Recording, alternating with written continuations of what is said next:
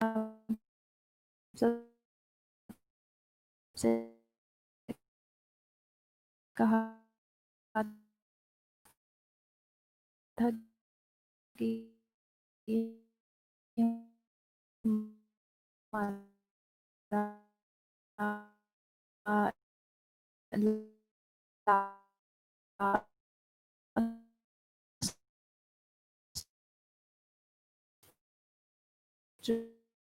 हमारा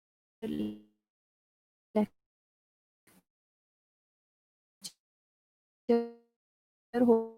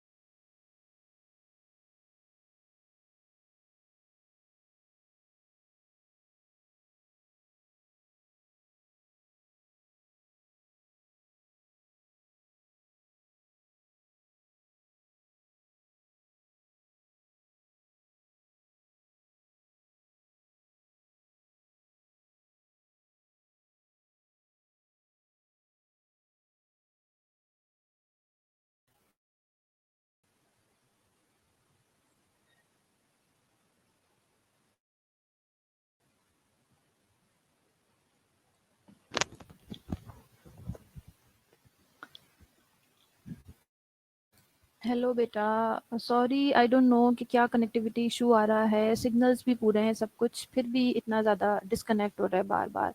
बहरहाल आप लोगों की कोई भी क्वेरी है, पेपर से रिलेटेड कुछ पूछना चाह रहे हो तो आप लोग मुझसे पूछ लो। टेस्ट से रिलेटेड कोई बात पूछनी है, इफ़ यू वांट कि मैं कोई पीपीटी, कोई प्रेजेंटेशन, कोई टॉपिक रिवाइज कर दूं, तो वो आप लोग मुझे बता दीजिए, मैं उसे रिवाइज कर देती हूँ।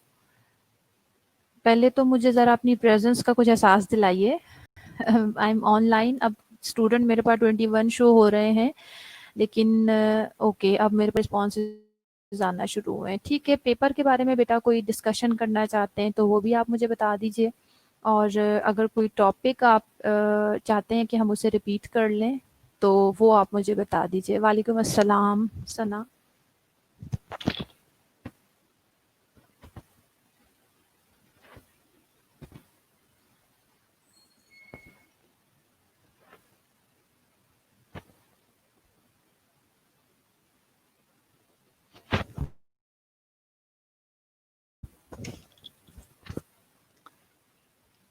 जी, कौन सी प्रेजेंटेशन बेटा? प्रेजेंट मैम जी, ठीक है।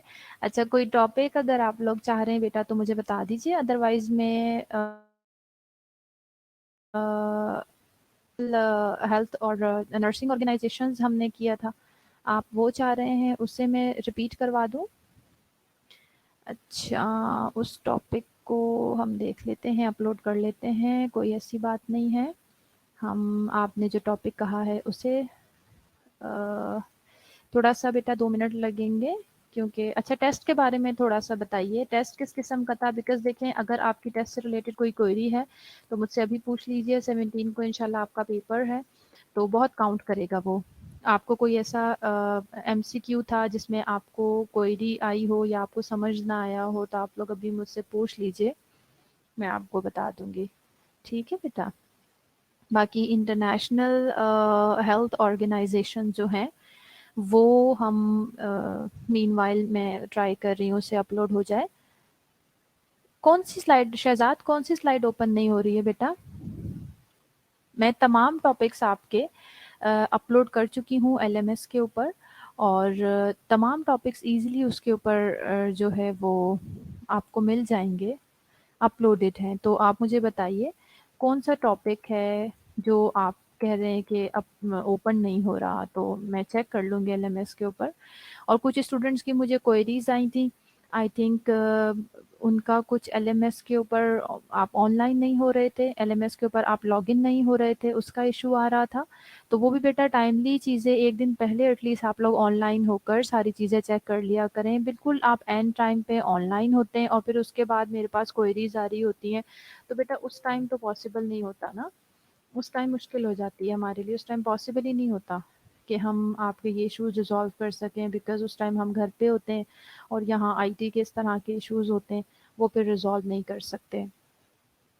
तो किसी का अगर इस तरह का कोई प्रॉब्लम है तो वो भी बेटा आप पहले से रिजॉल्व कर लें। अच्छा, शहजाद से मैंने पूछा है वेबिनार की बात करें। हाँ शहजाद, कोई स्लाइड मैंने अभी तक अपलोड ही नहीं की है, इसलिए आपको शो नहीं हो रही, बिकॉज आपका कंटेंट सारा कंप्लीट हो चुका है। मैं जस्ट ये कह रही हूँ कि स्टूडेंट से आपसे पूछ रही हूँ कि आप कौन सा जो है कोई टॉपिक रिपीट करना चाहते हैं, तो वो आप खुद मुझे बता दें, फिर मैं उसे अपलोड कर दूंगी। अभी मुझसे स्टूडेंट ने रिक्वेस्ट की है लास्ट टॉपिक के बारे में, यूनिट 7 के बारे में, तो यूनिट 7 को मैं अभी ट्राई कर रही हूँ, मैं उसे अपलोड करके आपको बेटा वो मैं अपलोड कर देती हूँ, ठीक है ना?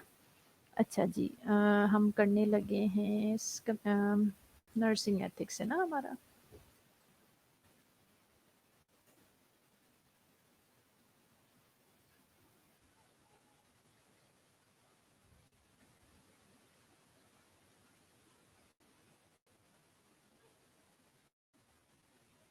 अच्छा, मुझसे स्टूडेंट ने क्वेश्चन किया है कि मेल प्रैक्टिस और नेग्लिजेंस का अकॉर्डिंग टू एमसीक्यू क्लियर कर दें। अच्छा ठीक है बेटा, एक चीज़ आपने बहुत ध्यान रखना है कि नेग्लिजेंस हर एमसीक्यूज के पॉइंट ऑफ व्यू से, नेग्लिजेंस का जो इशू होगा ना, हर वो ठीक है, हर वो चीज़ बेटा जो सबसे पहले तो ये याद रखें कि नेग्लिजेंस और मेल प्रैक्टिस दोनों चीज़ें मिस्टेक्स हैं, ठीक है जी।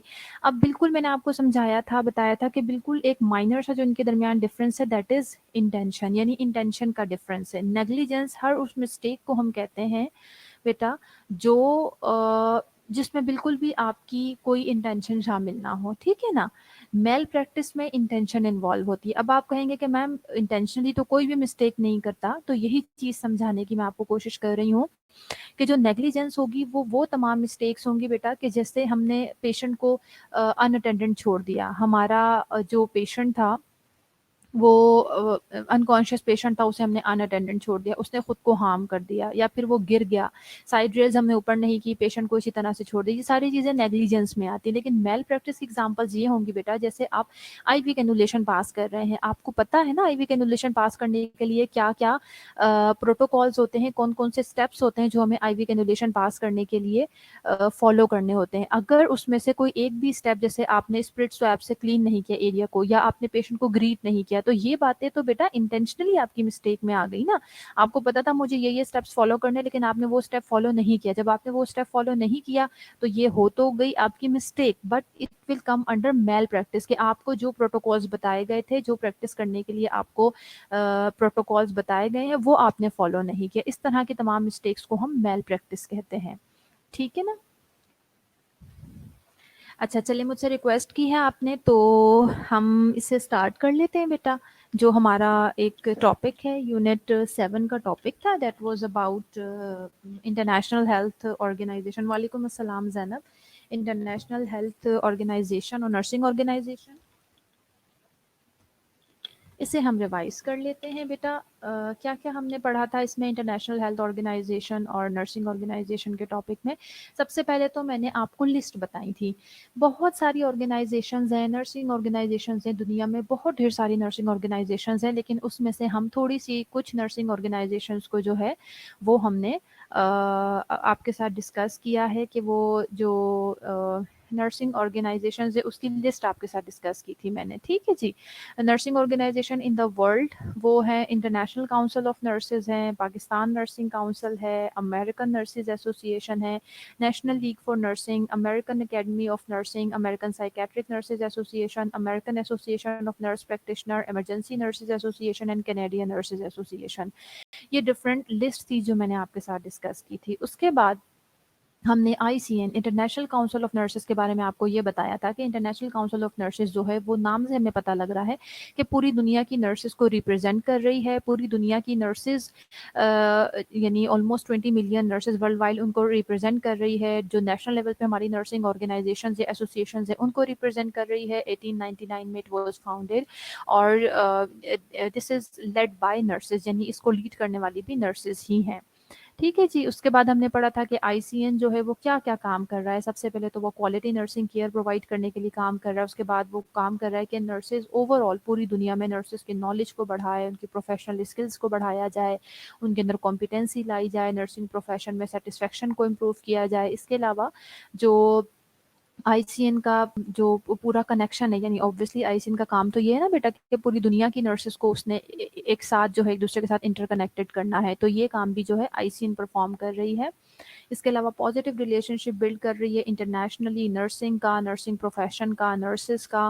फिर डिफरेंट हमारी इंटरनेशनल ऑर्गेनाइजेशन है, जैसे लेबर ऑर्गेनाइजेशन है, वर्ल्ड हेल्थ ऑर्गेनाइजेशन है, इनके साथ मिल के जो है ना यूनाइटेड नेशन का सिस्टम बना रहे हैं। यानी उनका बेसिकली फिर ये मकसद होता है कि ऐसी कंट्रीज़ जो कि बिल्कुल अंडर डेवलप्ड हैं, वहाँ पे हम नर्सिंग केयर अच्छी सी प्रोवाइड कर सकें।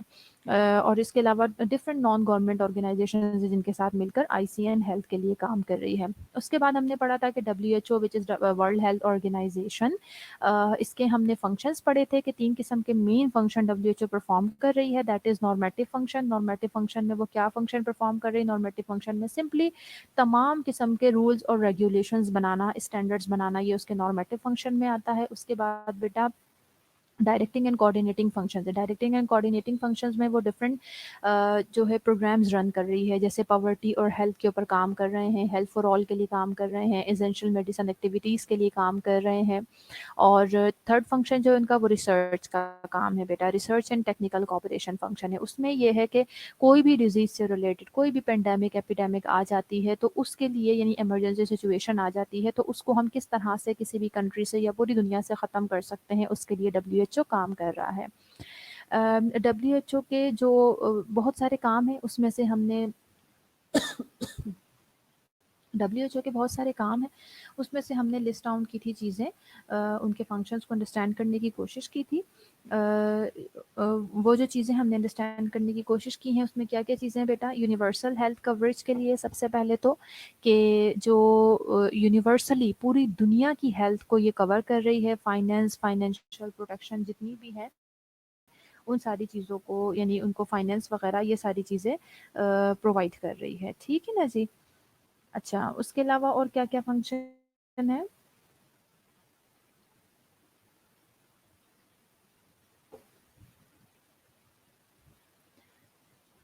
हेल्थ इमरजेंसीज़ जो मैंने आपको पहले बताया, किसी भी किस्म के हेल्थ से रिलेटेड कोई भी इमरजेंसी आ सकती है, तो कोशिश ये करनी है उससे रिलेटेड जितने भी रिस्क हैं, उनको कम से कम किया जाए। ठीक है जी। और उसके अलावा कोई भी इस तरह की इमरजेंसी आ जाती है, हो गई है, पहले तो हमें रिस्क उससे कम करने की कोशिश करनी है कि इस तरह की कोई भी पेंडेमिक एपिडेमिक ना आए। लेकिन अगर हो गया है, कोई आउटब्रेक हो गया है, तो उसमें हमने सपोर्ट प्रोवाइड करनी है डब्ल्यूएचओ ने तमाम कंट्रीज़ को। इसके अलावा हेल्थ और वेलबींग के लिए, यानी ओवरऑल अच्छी हेल्थ और वेलबींग के लिए पॉलिसीज़ बनानी है और उनको प्रायोरिटाइज़ करना है। उसके बाद डब्ल्यूएचओ कुछ और भी फंक्शन कर रही है, जिसमें क्या-क्या चीज़ें शामिल हैं कि ह्यूमन कैपिटल प्रोवाइड करना, नॉन कम्युनिकेबल कम्युनिकेबल डिजीज़ेज़ को प्रिवेंट करना, मेंटल हेल्थ को बहुत अच्छा-सा करना, एंटी माइक्रोबियल रेजिस्टेंस को कम करना, और क्लाइमेट जो चेंज हो रहा है, हमारे जो एनवायरनमेंट चेंज हो रहा है, उससे उसको बेटर करना, एनवायरनमेंट को बेटर करना, क्लाइमेट चेंजेस की वजह से जो इफ़ेक्ट आ रहे हैं हेल्थ के ऊपर, उसको कम से कम करना। ठीक है जी। अब पाकिस्तान नर्सिंग काउंसिल के फंक्शन है, आप सबको पता है।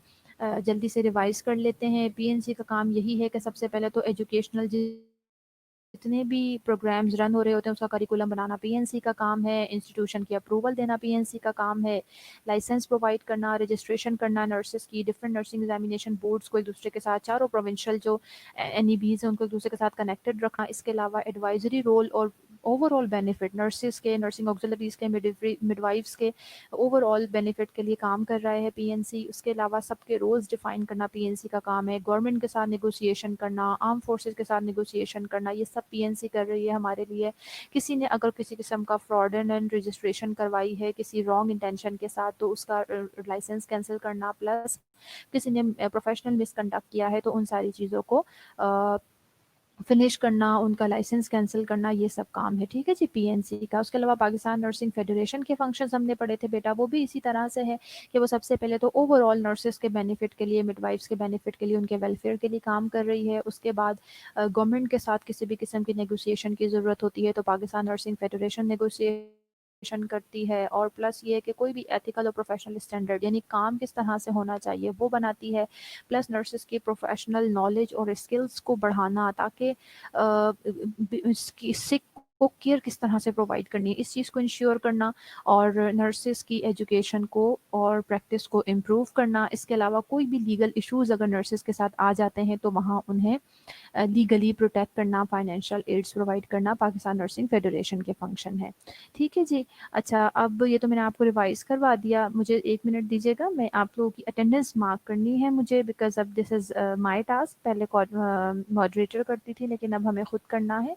तो 1 मिनट के बाद आप सब लोग अपने-अपने जो प्रेज़ेंट है स्टूडेंट, मुझे प्लीज़ अपने रोल नंबर के साथ, मुझे इस तरह से 1-2 स्टूडेंट कि नेम जो है सेम है, तो प्लीज़ या तो अपना कंप्लीट नाम लिख के मुझे प्रेज़ेंट लिखिएगा, या फिर एटलीस्ट अपना रोल नंबर के साथ प्रेज़ेंट लिखिएगा। ठीक है?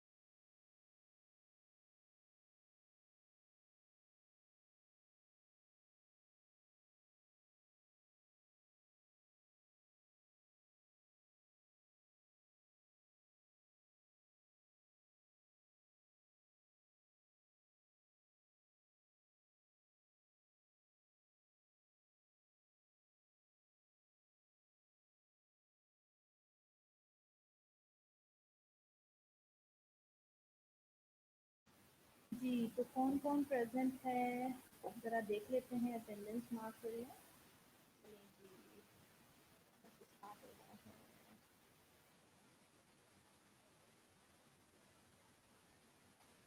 तस्लीम खदीजा,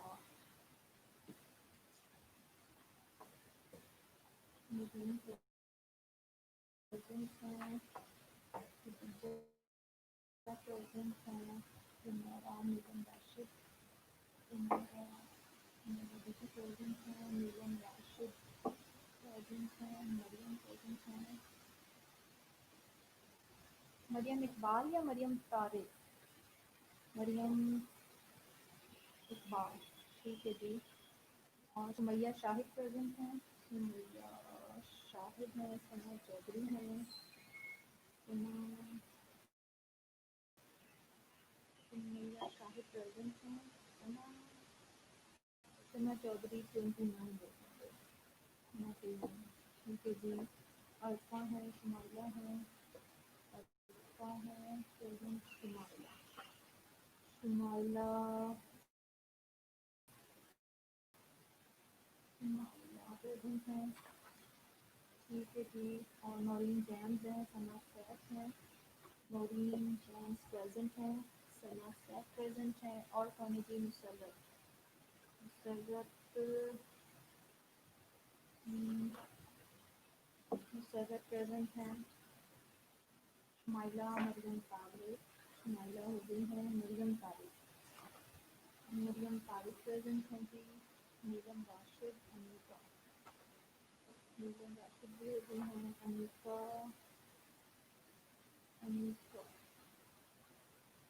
अनीका का रोल नंबर 40 है। नवीन जैन है, गुललाला है, गुललाला प्रेजेंट है, नवीन जैन, नवीन जैन की प्रेजेंट है। मोहम्मद हबीबुल्लाह, मोहम्मद हबीबुल्लाह की प्रेजेंट है। किताब इमारत, सुमैया शाहिद,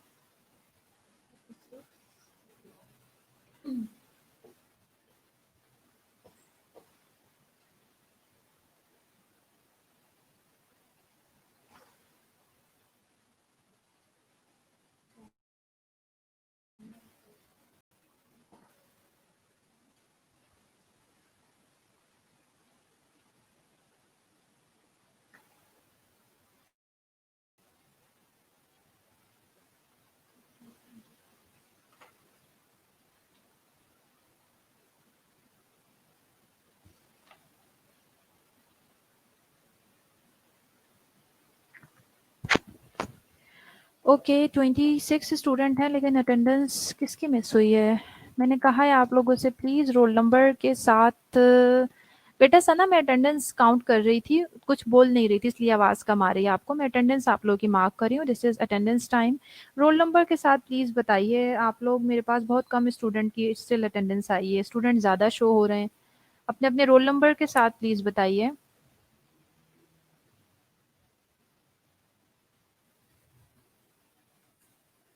ठीक है, रोल नंबर 14 प्रेजेंट है, रोल नंबर 18 हो गया खतीजा आपका।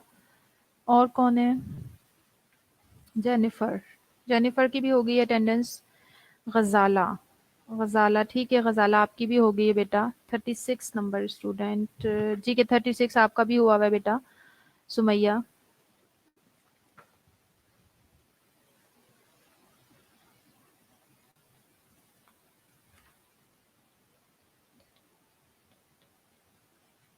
ट्वेंटी वन स्टूडेंट्स की मेरे पास अटेंडेंस आई है अभी तक। जी हबीबुल्ला और शहजाद आपकी हो गई है।